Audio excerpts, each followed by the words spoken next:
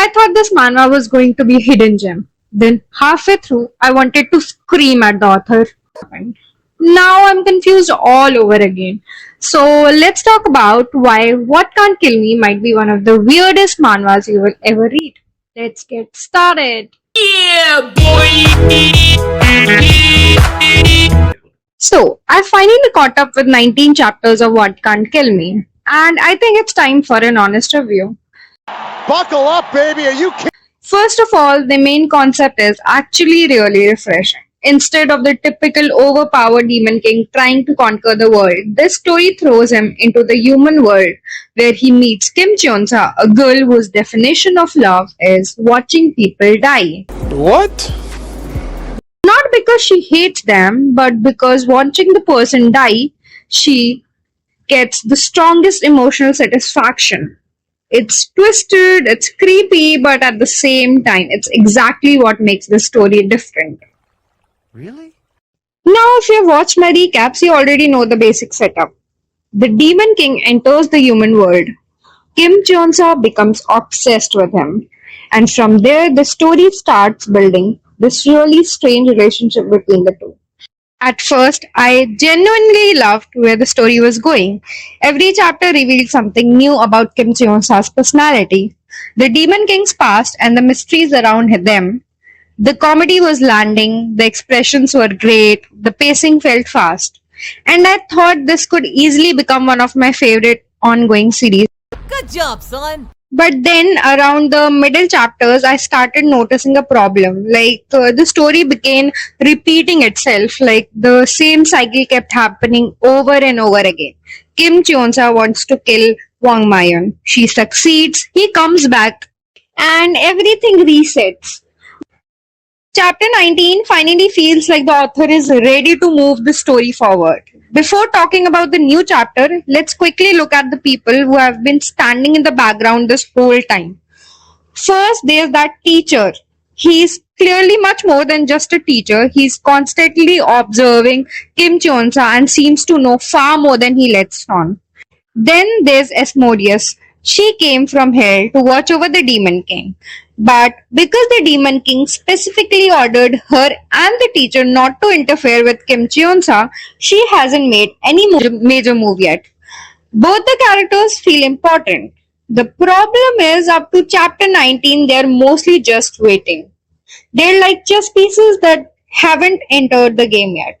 And that's why I think the real story hasn't even started. Now let's talk about the biggest moment so far.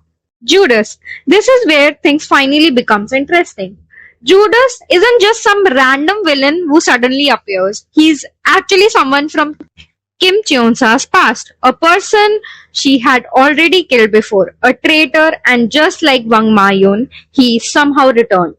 But unlike everyone else, Judas doesn't come back for revenge. He comes back because he's addicted to Kim Cheonsa's love. Think about how insane that sounds. The thing that almost everyone would fear, being killed, exactly what Judas wants. He wants Kim Cheon-sa to choose him again. He wants to experience that feelings once more. And because of that, he decides the easiest way is to eliminate the Demon King himself.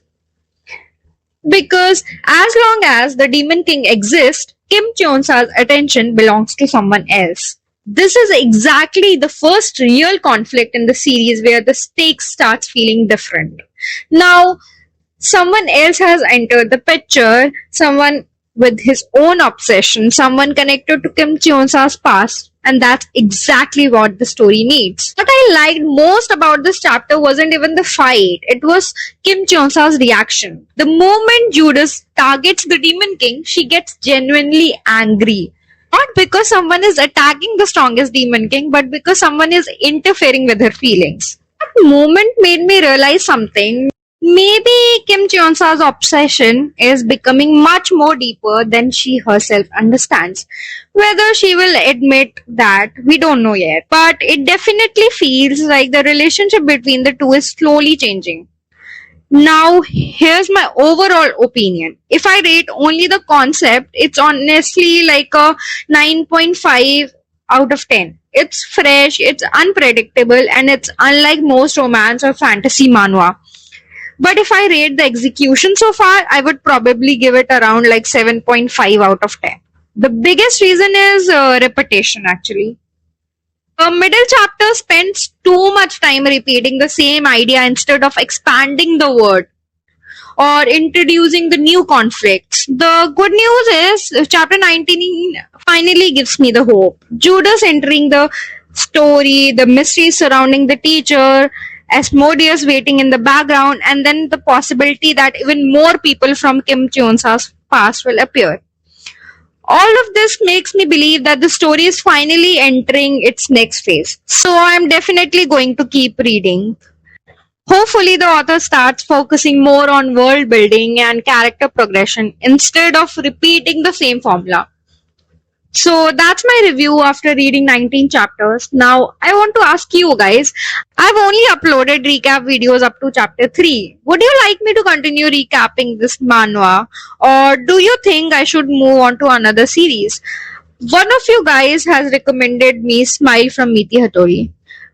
I might be starting this after this completing this manhwa. Let me know in the comments, and if enough of you want it, I'll continue the recaps from chapter 4. See you in the next one.